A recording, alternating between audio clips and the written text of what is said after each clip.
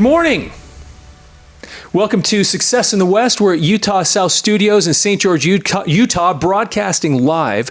We're excited to be here. It is September 12th. Can you believe it's September 12th already?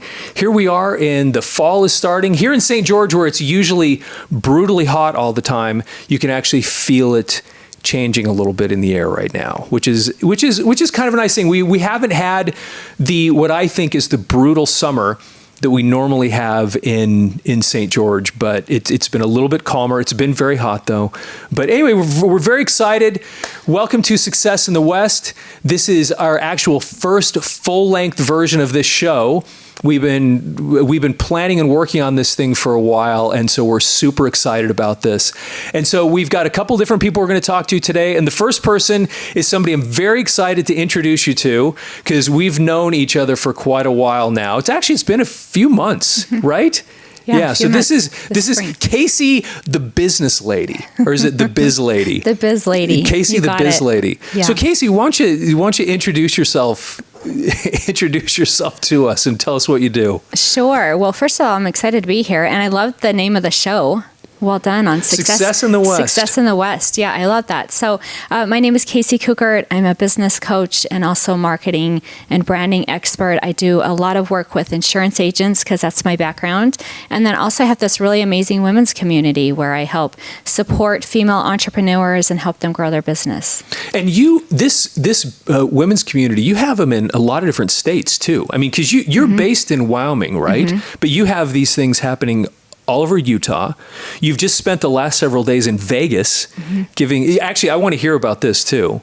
And then you said, I think you have another one starting in Washington. Is that right? Yeah. We've launched 6 different chapters now, which is really fun. And so we just launched in Tri-Cities, Washington. So we had a big event there last week. And we're getting ready to expand over into Louisiana and then up north in Salt Lake City, Utah. So it's been a fun, crazy ride.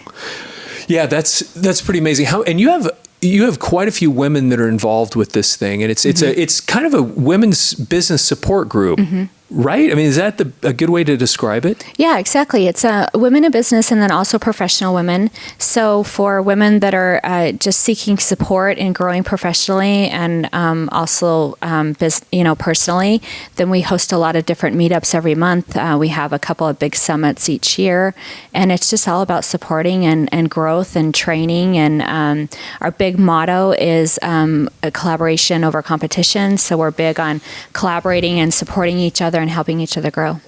That's pretty awesome. Okay, so will you tell us what you did and what you were doing in Las Vegas the last week or so? Yeah, Las Vegas. Wow, that was a wild ride. So it was kind of one of the highlights of my career. I was invited to speak on a stage. There was 600 insurance agents and team members. I saw the pictures that you were posting. I was like, wow, that's serious. Yeah, it was serious. The biggest stage I've been on so far is about 125. So I was thinking, adding a few more hundred, that shouldn't be so bad. But yeah, when you get in that room and you see how spread out that room is and really how many seats there are, I was like, oh gosh, I got to kind of just like get out of my mind for a minute so I can pull this off. But yeah, it was amazing. It was awesome. It's just something, when you walk off and you did it, it's just such a huge sense of accomplishment. So yeah, I'm honored that I was able to be asked to do that, and then super proud that I pulled it off. Yeah, that's pretty awesome. Yeah. So would you be willing to tell us a little bit about your origin story? Sure. I find it really inspiring. And I remember the first time you told this to me, I thought this is a really fascinating thing and an inspiring thing for people to hear, I think. Yeah. So my origin story is, I started my first business. I was a broke single mom. I had no business experience at all. It was starting in the insurance industry, and I had an opportunity to where I could open my, first agency. So I was terrified. Not only did I have any money, I had to move to a different location to be able to do this. When I was on stage in Vegas today, I shared a little bit more of that. In order for you to be able to open up this business, like you had to show this certain amount of funds in the bank to be able to be approved to do it. And of course, I didn't have that. So I remember my grandma had this title to this fifth will. So I asked her, I said, Grandma, can I use your title to this fifth will to get a 90-day note? And I promise I will have this paid back within 90 days. And that's how I was able to start. And I paid her back. I think it was like on the 70-something day I was able to pay her back and hit the ground running and never looked back from there. And this was an insurance agency that you opened up. Yeah. So I opened my first agency.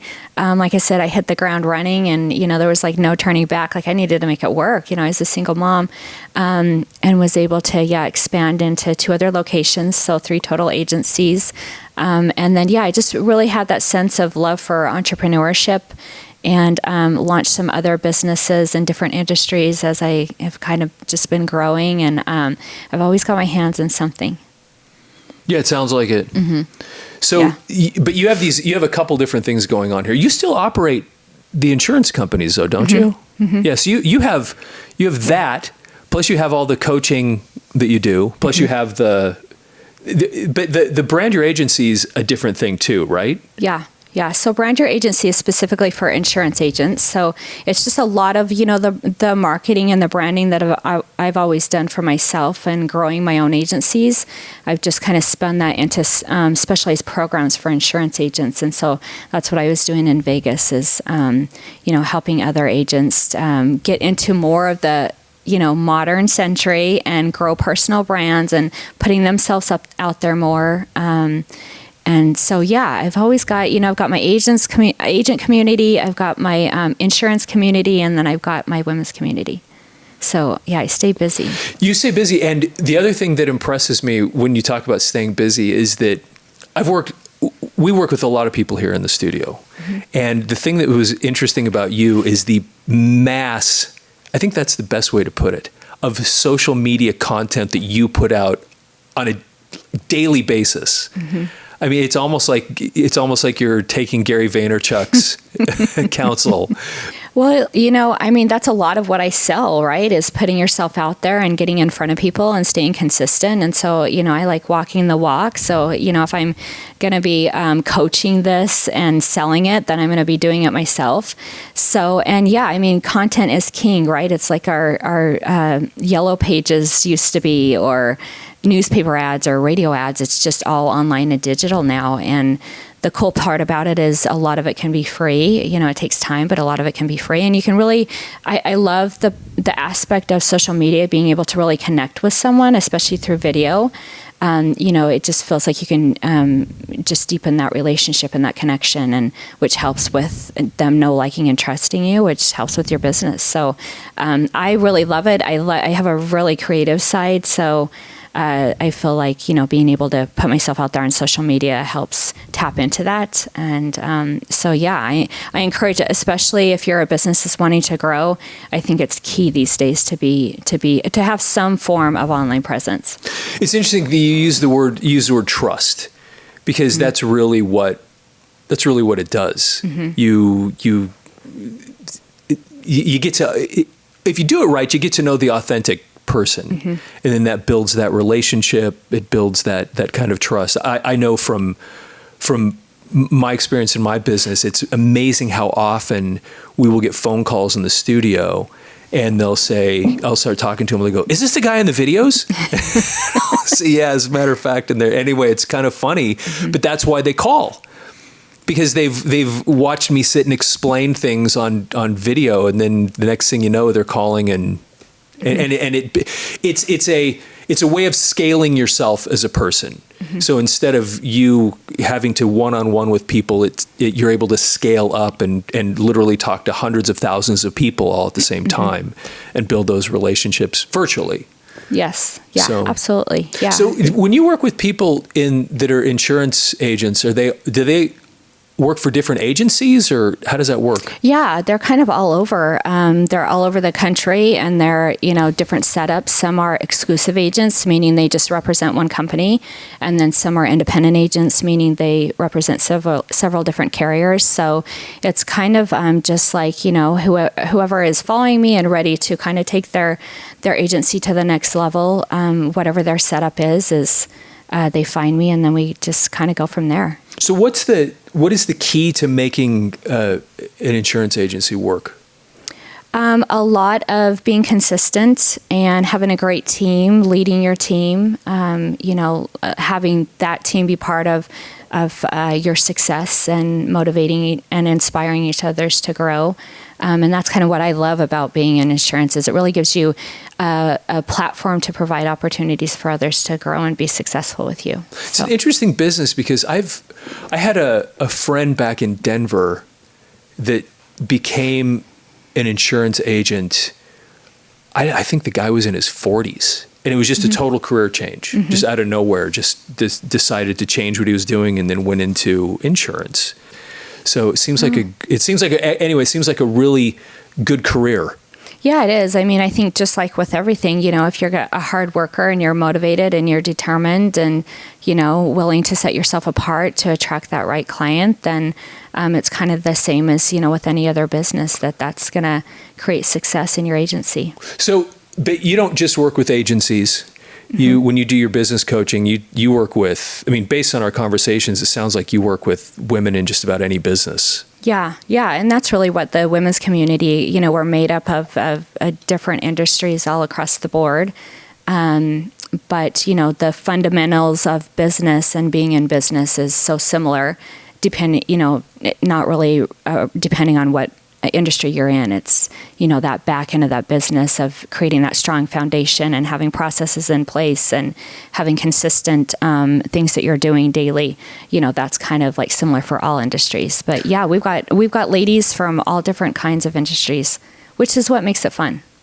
Yeah, I bet. So when you do coaching, I'm actually curious, do you have anything that consistently comes up with entrepreneurs and business owners? Being consistent.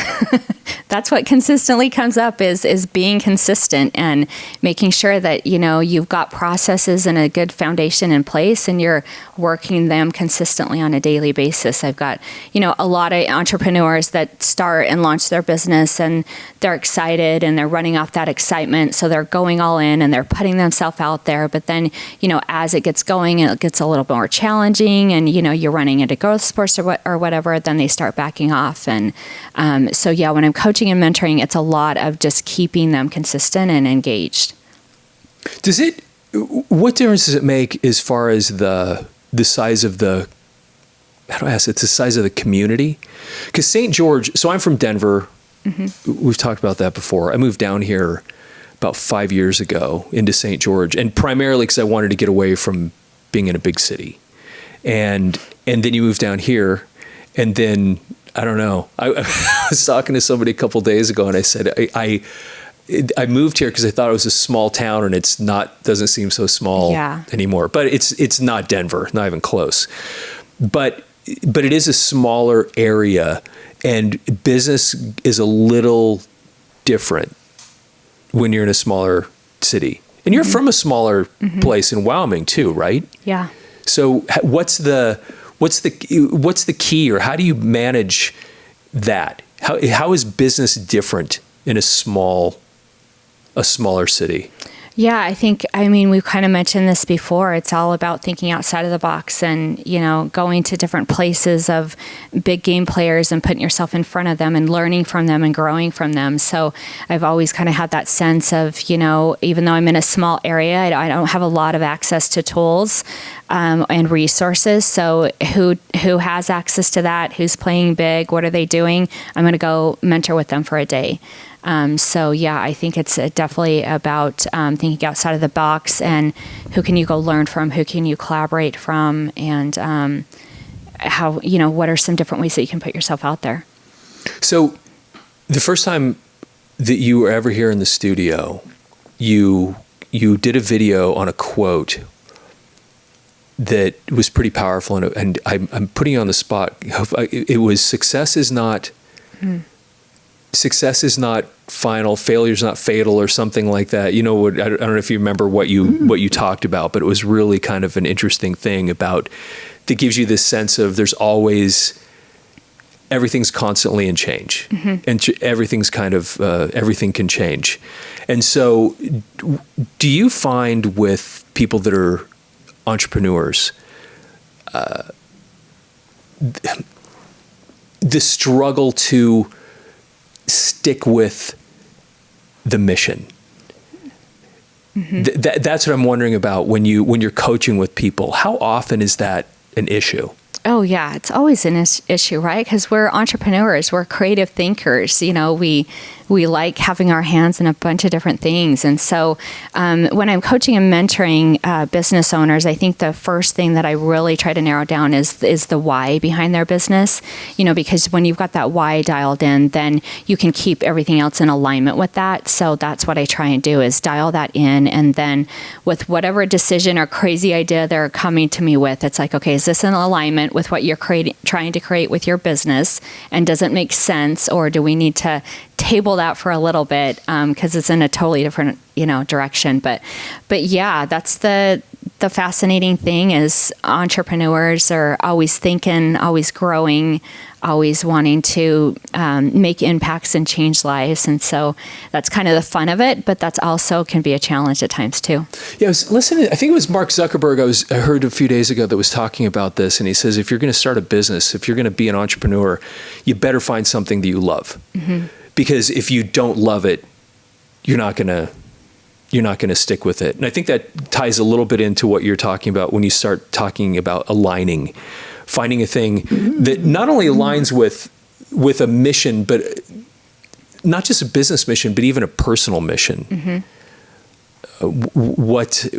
Make sure that whatever you're working on is something, because as you know, and this gets back to the social media thing, you never really stop. Yeah, when you start a business, just expect that you're going to be doing it, you're going to be living it. So how do people that you coach deal with that? I mean, you run into this issue, I'm sure, with people. Yeah, so. And I think it just comes back to, defining that why, and why are you starting your business? Why are you wanting to, what personal attachment do you have to it, and making sure that's in alignment. And of course, doing something that you're passionate about, because I do feel like on those hard days, on those challenging days when you're wondering, how you're going to make payroll or how you're going to grow or whatever that is, circling back to that why and why you started your business and what that mission is helps you get through those hard days. So you've had mentors in your life. How important have they been? Oh, extremely important. I mean, every day I look to my mentors, see what they're doing, so see what messages they're saying. I think that mentors help with mindset, and mindset is a daily practice that as a business owner is so important to, feed your mind daily. So yeah, they play a huge role, and I continue to keep those mentors in front of me. So with that in mind, you, somebody that does business coaching, when you first interact with people that are starting a business, what's your main counsel that you give to people?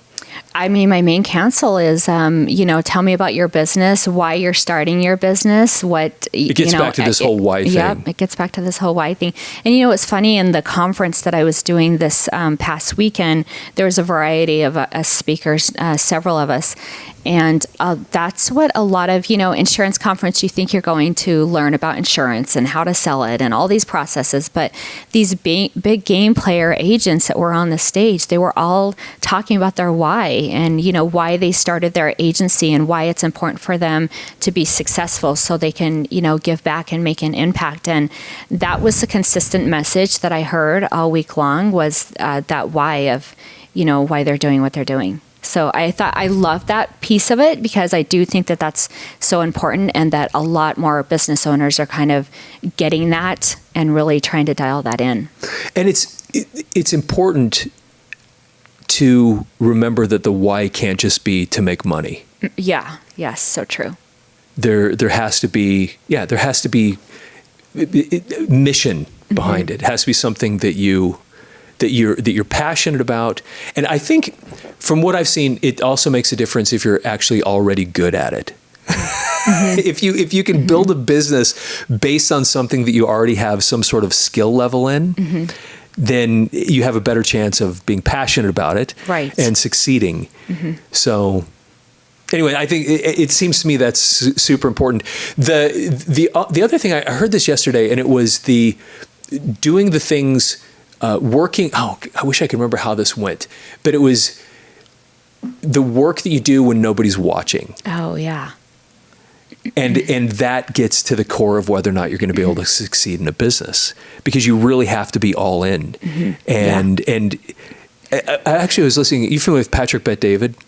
He has this podcast where he was talking about this too, and he and his wife were visiting with somebody about this, and they just realized they were talking about spending time together and different things. And he looks at her and he goes, "You realize this is not the life that we're going to have." and he was like, "I'm working 6 days a week. I'm always on, and it's just the way that it's going to be." And part of being successful with things like this, it really is. Tony Robbins talks about massive action. Finding when you go into something like this, you have to plan and prepare on having massive action. And then there's this little bit of grace that he talks about, almost like this touch of luck that comes with it. That just but it's a little bit like the more action you have, the luckier you get. Yeah. So have you had, how has that applied in your business? My husband's here doing some B-roll for me, and he can totally attest to this, that, I say that all the time, like, you have to go all in, owning a small business and growing and wanting to make an impact. It's not easy. It's hard work. All the shiny stuff that we see all over social media is just half of it. It's not all of it. It doesn't happen overnight. And it's a constant journey. So he tries to remind me all the time to enjoy the journey and practice some patience, which we don't have a lot of as being entrepreneurs. But I can so relate to all of those statements that you're saying. So since you started your first agency, how has the business world changed? Oh, so much. I mean, I remember back in the day that, we had one computer in the agency, and whoever was working had to sit right there at that computer to write insurance or to write policies. A lot of stuff was still on paper. And now it's like, I was on my laptop in Vegas binding policies in Vegas. Wow. Just the technology, it's so much more remote and, interchanging, and it's came a long ways. So sometimes it's really great, and then sometimes, gives us challenges. But it's developed just access to business, access to people, to customers, to leads, way we deepen relationships, all that kind of stuff. I think has really evolved, and for me, I love that because I can be anywhere and everywhere and still do what I need to do. So, as somebody that does social media as much as you do, which, like I said, it's a lot. What do you find that is the most? What are the most successful kinds of things that you post? Because this really is the cracking the code. There's so many different things that work in different places and different platforms and different industries. And what do you get the most? What do you get the most response to? For sure, your personal story and your journeys, anytime you're able to share that. But I like coaching, especially with my agents, setting up different brand buckets. So what are some different buckets that represent who you are as a person? And then we create content for that. So for example, one of my brand buckets is empowerment. So a lot of the stuff that I put out there on social media that people love and follow and gravitate to is empowering ways to run your business or how to be a better person or things like that. So I kind of like having a mix of different brand buckets to create in your brand strategy, and then putting that out there so people can really get a sense of who you are. Because, I said this on stage this past week that people love doing business with people and not robots. And so, creating a personal brand and then putting that out there on social media helps people connect to that. I've never heard the term brand bucket. Yeah. So explain this to me. Yeah, so brand bucket is basically like, picture you've got like 3 to 5 different brand buckets sitting out there, and each of those buckets represent a piece of who you are. So for me, one of my brand buckets is empowerment. Another is my women's community. Another is my agent community. Another is entrepreneur lifestyle. So that's kind of the brand buckets, and then that's how I filter content through those to make sure that they're matching those buckets in alignment with that. So these are all elements of your businesses? Of marketing, yeah. Elements of your marketing because you're talking about something that's different than the businesses themselves. These are things that feed into the businesses. Feed into the businesses, and then also create an aspect of who you are as a business owner and as a person. What are these events that you have with the women's community? Because you have these things on a pretty regular basis. I mean, I've seen obviously tons and tons of photos of them, and then videos of these things. What happens at these events? Yeah, so we host a monthly meetup in all of our different locations each month. But I'm really excited. We're getting ready to have our big event of the year, October 10th. And that's where women from all different communities come in, and we spend a whole day growing and learning together. And then this year we've added a component of having an after party. So we've got a female DJ coming in, and we're going to do an after party. So yeah, it's just a lot of like collaboration and growing and supporting each other and meeting new business owners and building relationships with others and connecting. And so yeah, I'm excited about that. That's coming up on October 10th. Cool. Where's it going to be? It'll be in Wyoming at the Holiday Inn in the ballroom. So okay. Rock Springs, Wyoming. And Rock Springs, Wyoming. And like I said, we have a lot of women business owners from the area, and then also from different states that come in and join us for the day. It's funny when I hear you, when we talk about Wyoming and you tell me about your, when you were growing up, and because your dad had, I think we talked about this before, he had 3 girls or something like that. Mm-hmm. And then you were the one that went hunting. Mm-hmm. And no, we all did. It wasn't a choice. Got to do all that stuff. Yeah, so we were all hunting with my dad back in the day growing up. So it was, my dad and 4 of us girls, him dragging us out all through these mountains and, trying to keep us quiet so we wouldn't scare the elk away, which is pretty impossible. I don't know how he tacked out every year, actually. That's so awesome. I know a lot of people that are couples that have businesses together. How does that fit into the world of being a couple? Yeah, I think you have to both be crazy together. Actually, a lot of it.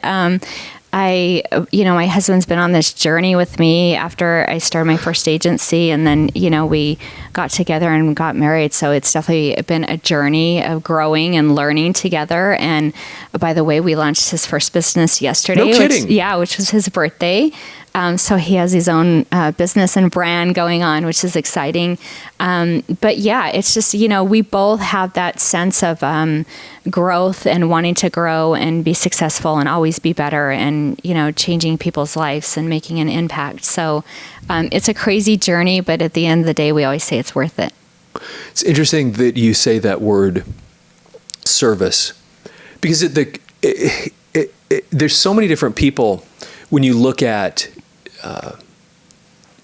people that have been very, very successful entrepreneurs over the years.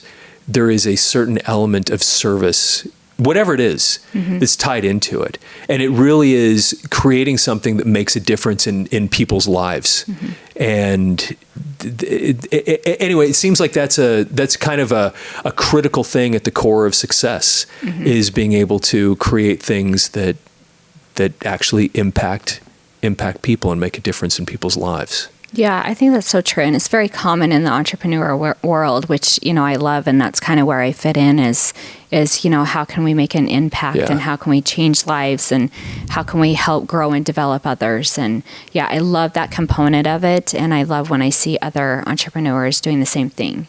That's pretty awesome. Mm-hmm. So how do people get a hold of you? Because we're going to wrap up here in just a second. All over on social media, of course, like Robert said, Casey the Biz Lady, or my website, caseykuckert.com. That's awesome. Hey, well, thanks for taking the time to be here today. Yeah, it's great thanks to see for you. inviting me. And so, all right. Hey, thanks for watching. We're going to be back here in a couple minutes with somebody else that's awesome. And so thanks for joining us today. And with that, we'll see you in just a couple seconds. Years ago, I sent out a text message to several people that I know, and I asked the question, if your life is going poorly, what's one thing you can do to be happy? And with the exception of one person who said, buy a new pair of shoes, everyone else said, do something for someone else. One of the ways that we give is with money. We write a check to charity. Charitable organizations around the world receive our money and they do good with that. Unfortunately, all too often, that creates a sense of entitlement. Let me explain what I mean by that. One of the largest problems in the world is access to fresh, clean water. It is a major worldwide crisis. Dozens and dozens of organizations exist solely to drill wells to solve that problem. Did you know that 60% of all wells that have been drilled in the last decade no longer are in service? The reason is the drill rig pulls up, it drills the well, they cap it off, they put a pump, and they drive away. The recipients of that well have had no part of that process. They have no idea what to do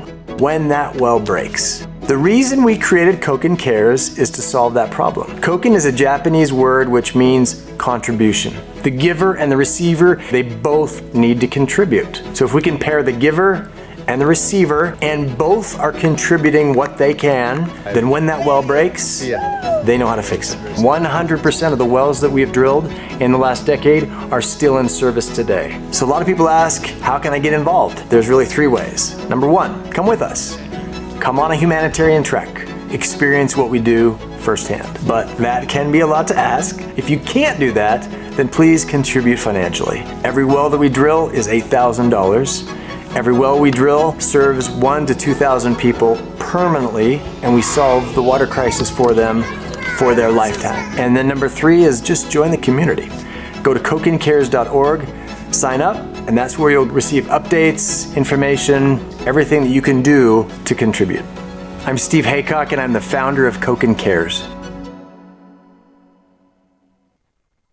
I think at Hearing and Balance Doctors, we understand that our patients deserve comprehensive care by a team that really cares for them. A team of doctors, a team of audiology assistants that wants to see you do your very best. Not just one day at a time, but every single day. We consider the care that we provide to be the gold standard in the whole industry. We are staffed entirely by doctors of audiology, who are the highest trained professionals to deal with issues of hearing loss, of ringing in the ears, of dizziness, of vertigo. We specialize in anything involving the inner ear. And the inner ear comprises our balance organ, but it also has the auditory functions and how do we connect with people. Hearing healthcare can be quite complex. Issues of balance, issues of hearing loss, issues of ringing in the ear can often be interconnected. Easily would be 10 to 15% of our patients who came in for one thing leave having more comprehensive care. People think they may just have a simple issue of hearing loss. There may be deeper issues at play. When you say audiology, it literally says our name of our clinic, Hearing and Balance Doctors, and that's who we are. And the team approach that we take in providing quality care, I believe, is second to none. Hey there, welcome to Utah South Studios, the home of Thick and Mystic Media. I'm Robert John Hadfield. I want to invite you, yes you, to join me right here. Every single Tuesday from 10 to 11, we're going to do a live broadcast out of the studio here, and we'd like to invite you to join me here to talk about your business live broadcast out of the studio onto various social media platforms. The way to get involved with this is contact us, give us a phone call, message us, and let's get you on the calendar. It is absolutely free. The reason we're doing this is because by giving exposure to your company through this live show, we get exposure for the studio.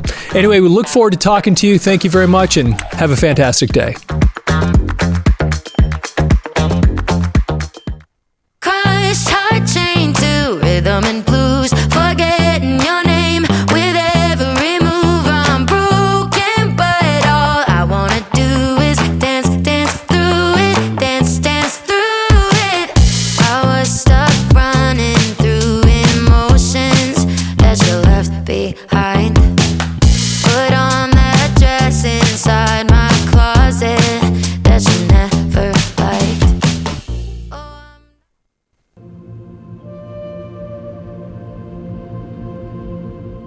Where speed often takes precedence, there's a place where time slows down and dreams are crafted with care.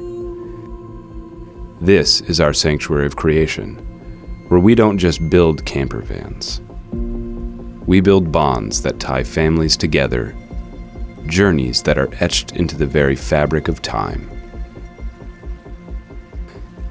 The heart of our craftsmanship lies not only in the materials we use, but in the unity of purpose that defines us. Every curve,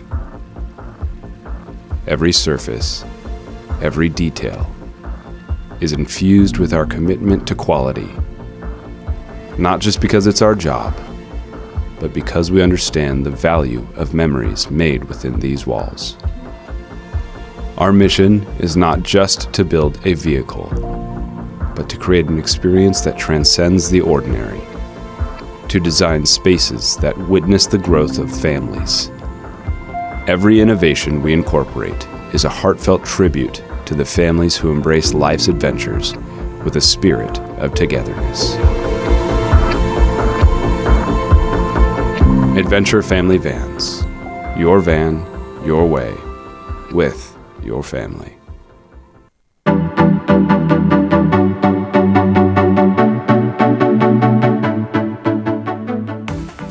Hey, and we're back. Back. Thanks for joining us today. Welcome to Success in the West. We're glad to have you here. Thanks for joining us. We're having a blast here in broadcasting live out of Utah South Studios in St. George, Utah. And I have one of my favorite people in the world joining us here for our next guest on our very first maiden voyage full show. And so I want to introduce everybody to Allyson. Allyson, why don't you explain tell us a little bit about who you are, introduce yourself, and talk about what you do. A little bit about me. I am mother of 5 children. That's how I like to start. And my husband and I run audiology practices. So we run practices for people who struggle to hear and for people who are dizzy. That's the main focus of our program. So of our business, I should say. And we have clinics in southern Utah and throughout Nevada. And we actually really love it. It's like a little hobby we get to do together. All the date nights and weekends and through the week, we just always have something to talk about. So that's what we do. That's pretty awesome. It's funny as we talk about this, when I first met you, I didn't realize you just said hearing and, I think you just said dizziness, but the actual name of the company is Hearing and Balance. People sometimes think we're a tire shop, but we're not a tire shop. We're not balancing tires, but when people are dizzy, then you feel a little off balance. So typically they'll say I'm having balance issues. So dizziness and balance. So it's all housed inside it all happens. Inner ear. Yeah, it all happens not in there. Not all, but a large majority of dizziness and balance happens inside your ear.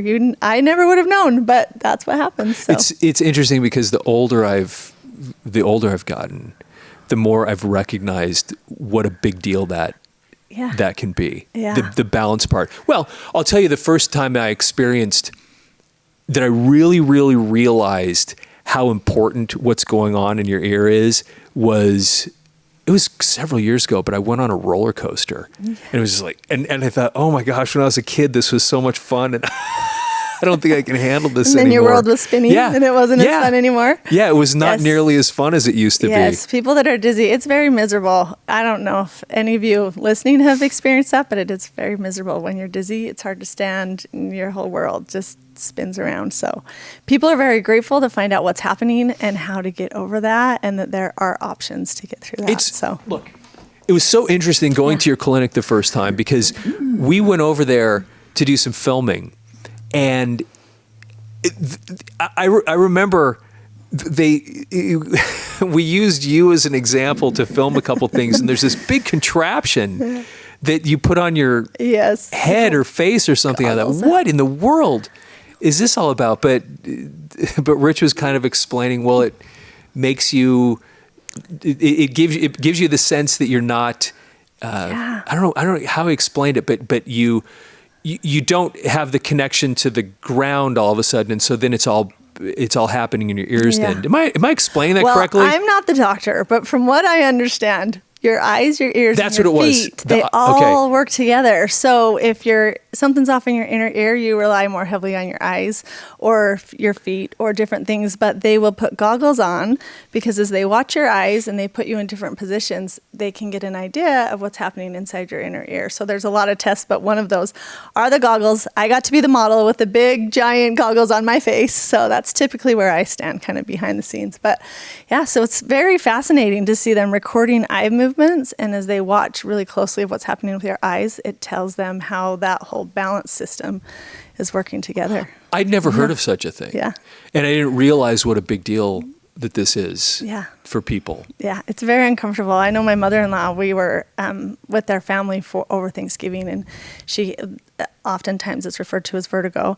She had vertigo come on, and watching her, she's the most amazing woman I've met in my lifetime. She cooks and cleans and smiles and has a great time all at the same time. And to watch her sit and just have to be there, I was like, oh, something's not right, because she just likes to be moving all the time and just really have to focus in. It really does shift your life. When you are dizzy or you have a problem with your balance, it's very uncomfortable. It's a shift. So it's great to come in and find out there's hope and that there's a way to go through it and figure out what's going on. And if it's not the inner ear, then they'll suggest with your primary care doctor who you should see next. But a lot of times it's connected to your inner ear. And interestingly, all that stuff, it's your hearing. So you have this thing, what do hearing and balance have to do with each other, which is the first thing you start thinking. And you go, well, actually, it's all... Those two things are happening in the same region of your body. Yep. So you all have a whole bunch of clinics. They're all over the place. We do. Our main clinic here is in St. George, and then my husband grew up in Richfield, Utah. We tease that Richfield is the land of milk and honey, and all good things come out of Richfield. Right. But so when we came here, we decided we wanted to be able to serve some of these smaller communities. So originally we set up in St. George, and then we went to Cedar City and in Richfield, and those clinics have grown. And then we also go to Mesquite.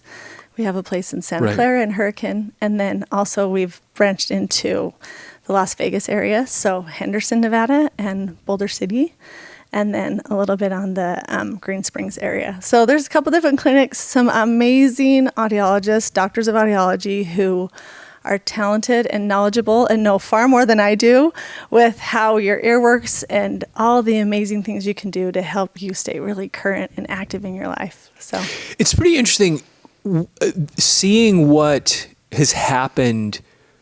Okay, before I met you, when anybody would talk about hearing aids, I would picture these, those beige-looking huge things that I used to see all over the place. But it's not that at all, which I didn't know. Yeah. I mean, I've had a major education on this whole thing, where you look at these things and they don't look anything like. Yeah. As a matter of fact, no kidding, just yesterday, I was talking to somebody, and it took me a couple minutes, but I seriously was talking to this guy for 5-10 minutes before I noticed that those tiny, almost invisible wires. Yeah.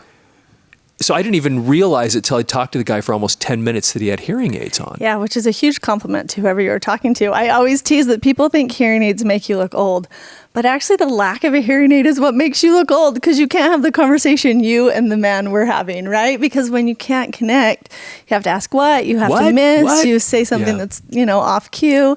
But hearing aids have come a long way. They connect to your phone. You can stream podcasts, music. They're tiny, and what they do is amazing. And I just love to flip that. It's the way to stay young is actually to have a hearing aid oftentimes, right? It keeps your brain really strong, really connected, and helps you have those conversations where people wouldn't even know you have a hearing loss, right? You'd rather be able to be in and be there and show up as yourself with your mind fully functioning and part of the conversation. So they have come a long way, though, because we have a little display in our office of hearing aids through the years, and back from little sections that just go around your ear to the bigger ones, to ones that used to be connected to glasses. They've made a lot of great evolution, but where they are right now is pretty amazing. They are cool little devices. So, and I actually love the way that you turn that around, because I'll tell you something. somebody, you want to look old, it is really the, what was that? What was that? Huh? It's like, it really does. Yeah. But beyond that, what's so fascinating to me is, so for example, when I go to the gym in the morning, what do I see on every single person in the gym? Everybody either has big, bulky, has the headphones on, or they have something hanging out of their ears. Everybody does. Yeah. I mean, it's actually more unusual these days. You're watching podcasts, and the two people talking to each other both have little things in their ears. So it's actually so normalized that the stigma has got to be obviously going away because everybody has something in their ears these days. Yeah. There's still a little stigma. I wish we could kind of get rid of all of it, but ear level devices are so much more common. But it is true. There's a lot of that benefit that comes from those ear level devices that you just double up with when you put a hearing aid on. I know sometimes I'll go with my husband when he's doing the trainings, and they'll sit through them and they'll have him put on the devices. So I put some on, and by the time I was done, I was like, these are very nice. This is very convenient. I was answering phones when I wanted to click out of what was going. Right, because it's Bluetooth. I'm turning on podcasts on my phone. I was like, this is really amazing. Anyway, just is really interesting where the technology has come, and the ear level devices are more accepted than they've ever been. But there's still that stigma that a hearing aid means you're old. But I really do. A hearing aid is the way you stay young. A hearing aid keeping your brain active, staying connected to people you love, keeps you in the conversation. And the longer you wait, the more likely you are to be out of the conversation. Right. And that's so important. So you have a background yourself in marketing. Marketing is my background. I went to Utah State. Okay. Started out in accounting. And then I went. I didn't know that. Yes, I started out in accounting. I love numbers.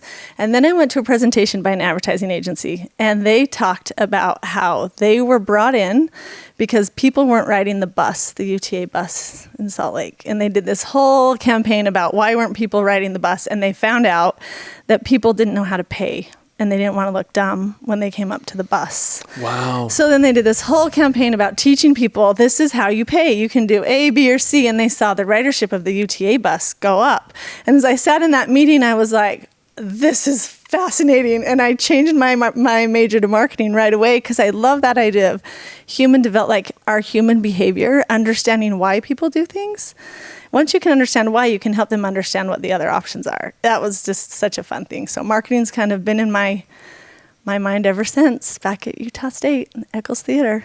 It's a good place. Okay, interesting. Yep. I think I've been there. Yep. Partners in business.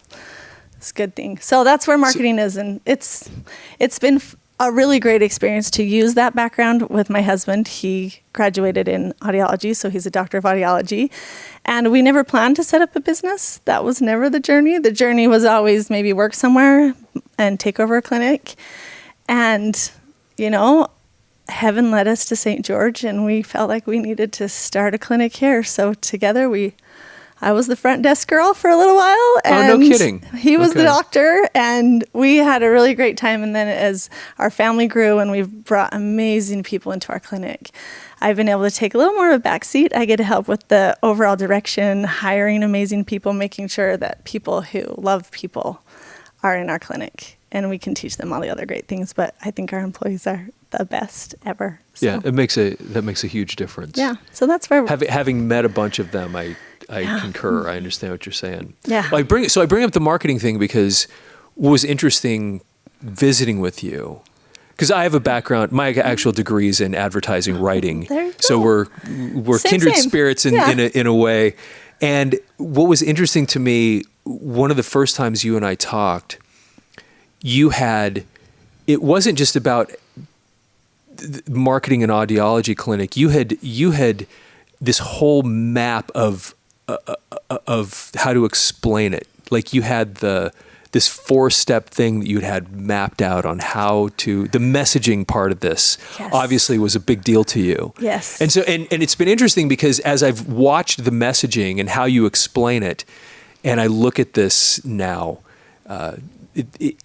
that's a really, really important part of a successful business is just the messaging. Yeah. So anyway, I thought it'd be interesting to hear you talk a little bit about this 4-step messaging you have when it comes to To hearing. I will. Yeah. I'll tell you, because the hearing world has gotten actually a little more confusing as technology improves. And now there's something new called over-the-counter devices. So people can buy hearing amplifiers in a lot of places. A lot of people see ads on TV. So there's a lot of confusion. So we were trying to say, how do we explain what a hearing aid is, how to do it well, and how, even if you're not coming to our clinic, if you're looking for a different clinic, how to find somewhere that's going to take care of you or your family member or someone you love.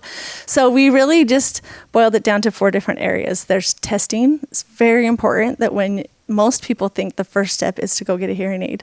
But before you get a hearing aid, you need to understand if you even have a loss, and if there is a loss, what type of loss, right? You don't want to over amplify, you don't want to under amplify. So testing, having appropriate testing is very important. And also to understand how your brain is a big part of your hearing. So you want to understand how your ears and your brain are working together.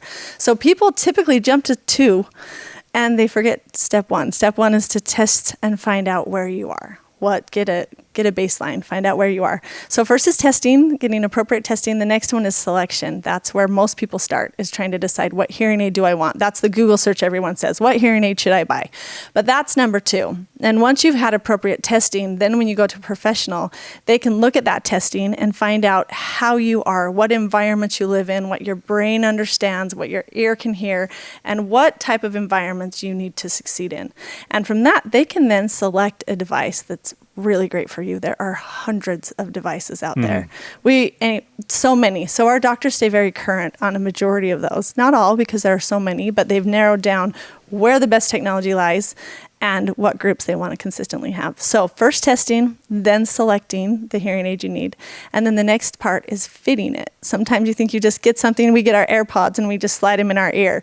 But the hearing aid, it's very important that it's fit appropriately, that it sits on your ear the right way, that you're taught how to put it in, that the receiver, a lot of times if they're behind your ear, your receiver has to be just in the right spot inside the ear so that it's delivering sound in the right place, and so it doesn't squeal or it doesn't pop out. Sometimes that takes a little time. You got to wear it for a week, like a good pair of jeans. You wear it and you're like, oh, these don't work, right? You got to swap them out, wrong size, right? So you wear it for a week, you come back, you make the adjustments. And the doctors really work with that hand in hand to make sure that this is fit appropriately to who you are. So testing, selection, then fit. And then the last is super important, is follow-up care. These are like tiny mini computers that you're sticking behind your ear or inside your ear, and they take care. They need to be cleaned. They need to be watched out for. They need to be reshelled. Your hearing is going to change a little bit in and out, so they need to be adjusted the volume on different times. There's just a lot of little details that keep those running really well. So those are the 4 steps: the test, select, the fitting, and then the follow-up care. And follow-up care is by far one of the most important things. Keeps them running for a long time and keeps you really current. So, yeah, I think that one of the last times I heard them talking about this, it was just like changing the oil in your car. Yeah. It's anything. It's the same kind of thing. It's a device that's actually inside your ear, so it's going to collect wax and different things like that. So you do need somebody that's managing it. Yeah. It was really interesting when I first started talking to you all too about that. You're not necessarily even opposed to over-the-counter things, because for some people they work. Yeah. But it is a matter. This is so funny because I'd never thought about this, but once I started learning about this, and I would see some people that had hearing aids with these wires that are kind of not hugging correctly, and then that I didn't understand that. Wait, no one helped them put that in correctly, and they may not even be hearing correctly then, because it's not because nobody took the time to fit it. Yeah. It's one thing to buy it, but you have to get the right fit.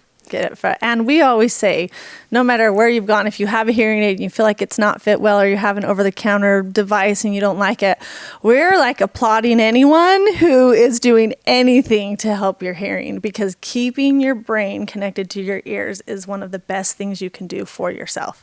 So even if you're fit terribly, good job. So learning and stepping into that idea is amazing, but it is also amazing what a difference it makes when things are fit appropriately. So even if someone comes in and they say, check this out, oftentimes they'll just make little shifts to what's already happening, and there's a big difference. So in the way it's programmed or the way it's fit onto their ear, and those little details make a big difference. Well, everybody's body's different. Yeah. I mean, everybody's ears are slightly different. The shape of your head, and so you do need somebody that can.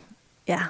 We do. And Rich is my husband, as you know, but Dr. Luekenga at the clinic, we always tease that he really, when he first was explaining to me hearing aids, I don't know if he would like that I'm saying this, but he was explaining some of the difference. He's like, and this is the ugly, and this is the good, and this is the fit well.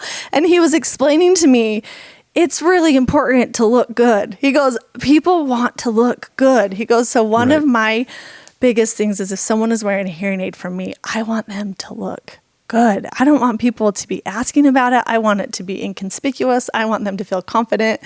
And it's a big deal at our clinic. We want you to look good. We want you to leave feeling very confident and young. That's the goal. We want you to walk out feeling young and connected. So, yeah. That's awesome. So with your marketing background, and you all obviously have had a pretty successful business. I mean, you've opened up so many different clinics with this thing. What has been the key to business success? Oh, good people, 100%. We have people who care about people. And when people care about people, you can feel it. The doctors sincerely care about the people that come in, and they talk to them as if they're their family. I'll tell you, my father recently was diagnosed with, he just had some medical issues, and we went to see him up in northern Utah, and he says, do you know anyone? Do you know a doctor up here that can help me? And as we had this conversation, I realized how important it is that we all want to be treated like we know someone, that this is my dad and this is my friend and I'm going to send you there. And I think that's one of the best things about our clinic is this. We walked out of that conversation with my dad. We talked about our clinic and how the doctors try to treat the patients that come in like they know them, that it's my friend's dad or it's my aunt or it's my cousin, and let's find out what's happening with you. And when you jump into people's worlds like that, you really can help them succeed where they're struggling. And I would say whenever there's a sincere effort to help someone, people keep coming most of the time. So great people who really care. Yeah, when you're doing a business like this, there's a certain level of, I don't know if the right word is intimacy, but especially because I've actually been in your clinic and watched the doctors interacting as I've there is I mean, you're like a lot of doctors, you're in their space. Yes, you're close. And it's also something I don't understand why this is. I've been wearing glasses since I was 6 years old. I've never thought anything of it. Yeah. But hearing aids, I would think of. You know, I have no problem sewing. I have terrible eyes. I can't see anything, but ears I don't want to talk about. Yeah. And why is that? I don't understand. But well, I will. To that point, for my whole life, I've worn contacts, and there came a point where my father-in-law's an optometrist, and I went in to see him, and he said, "Your eyes see this way. One sees high and one sees low. Not only can I not see, I also have that issue. I had double issues." And he said, "You no longer can wear contacts from now on, your glasses." And I came home, and glasses are cute. I like glasses. I love glasses. Yeah. I came home and I was really discouraged. I was like, oh man, for the rest of my life, when I wake up and I want to see, these have to come along with me. And it was like, for a minute, I sat down with my husband, like 2 days later, he's like, "What is wrong?" And I was like, I hope you're patient with people, because when someone comes in and they go, "I just found out I can't hear, and now to be connected, I have to put this behind my ear, whether you like it or not."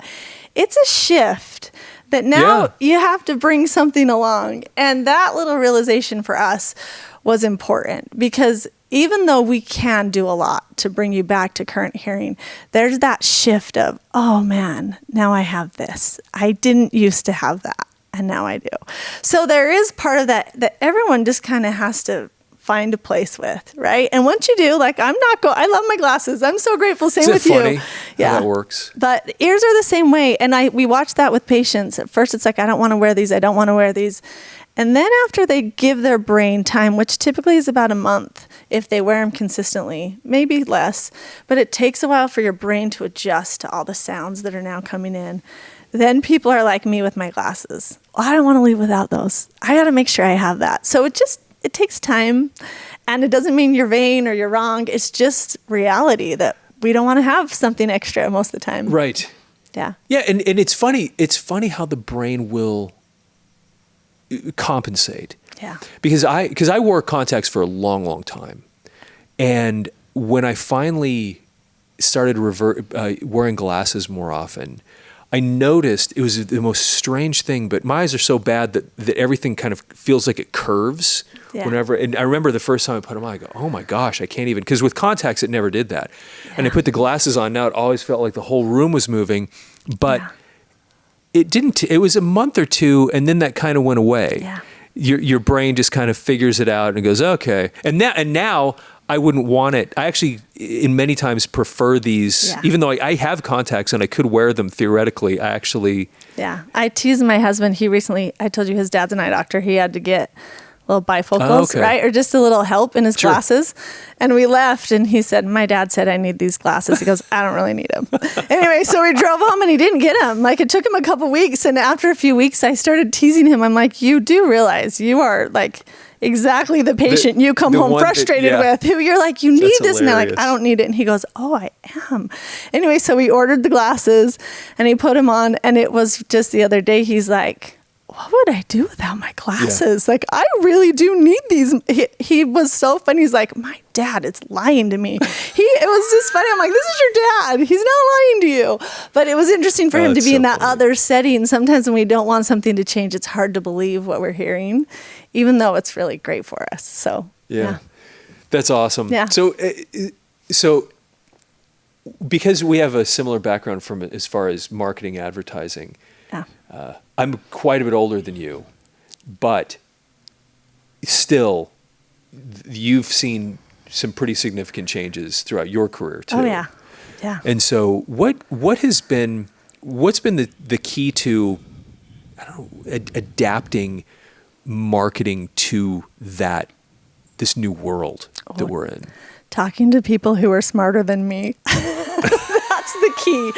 Finding people who know what's going on, because the world changes so fast. It's like with hearing, right? That's why it's so important to come to someone who knows what's happening. But I find myself consistently asking people who are smarter than me, what do you do? What's social media? How do we do this? Now we have to have a website that does this. And all of these questions when we started, a website was you could have one or you couldn't. Didn't really matter, which is crazy now to think like you could just not have a website, right? So then learning all of those details it's a never ending university, I would say, marketing and helping people understand. It's a continual learning process. That's why I know you're way smarter than me and you're an amazing team. So yeah, I would say that's been very helpful for us. We have a lot of great people who have just given us advice and told us to try things, and we've tried a lot of things that don't work, and we've tried a lot of things that do work, and we just keep trying. So yeah. Well, it's interesting. I bring that up because when you look at what we're talking about here, is this world of audiology where things are constantly changing. Yeah. And you go back to what we saw when I was younger. I remember kids that I knew that had the big huge thing on the back of the ear, and now it's nothing like that. And I mean, not only does it not look like that, but you can take phone calls on your hearing aid, which would have been 30 years ago. Like, excuse me? I know. Superman? Like Iron Man? It gets like bionic. What was it? Was it the bionic woman that had the ear? It was Steve Austin that had the eye, right? And then the bionic woman that had it's not my strength, but I believe you. I think she's the one that had the super ears. Yes. But yes, like the dramatic changes that have happened there's a parallel there with the dramatic changes that have happened in communication, marketing, messaging. Definitely. That kind of thing. Yeah. It's so much more real time. It's so much more always there and ever present, where I think we're being sent messages and we don't even realize it in our world now. So it's figuring out what message do you want to send out as a business and how do you want to send it, and being proactive about how you want to share a message of who you are. which interesting, even just having reviews. We are so grateful. So many of our patients have shared their experience through reviews, but even things like that, it's just interesting to see the marketing world revolve, right? The ads were a really big thing, and the Google ads and all of those. And now you see that reviews are so important. It's like we went away from people and then we're kind of come back to people. We want to hear people's experience. Did they like it? Did they feel connected? Did they feel taken care of?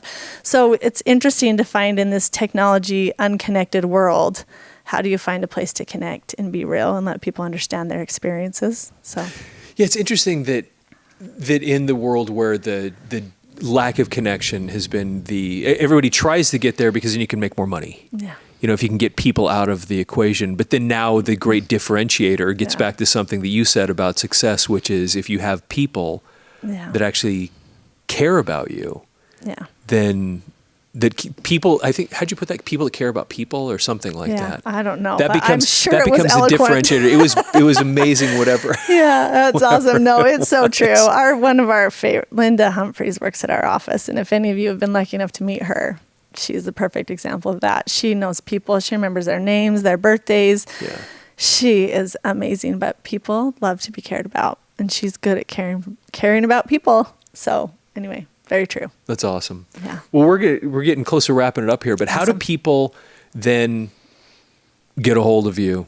What's Great. Well, we have a website. You have a website. hearingdoctors.net, or they can go ahead and call our phone number. It's 435-688-8991. I think we've actually got it right there on the screen. There we are. Anyway, they can call in, come and just, even if they want to just have a conversation with the doctor and aren't ready for an appointment, you can call in. A doctor will give you a call back if you leave a message, or bring your mom in or your dad. I know I find myself in that space where I'm taking care of my parents and I want to find people who care about them. So, and just get that test. Yep. Get that started. So important. Hey, thanks, Allyson, for taking the time to visit with me here today. And thank you for visiting with us. We're going to be back here every single Tuesday from 10 to 11. And with that, have a fantastic day.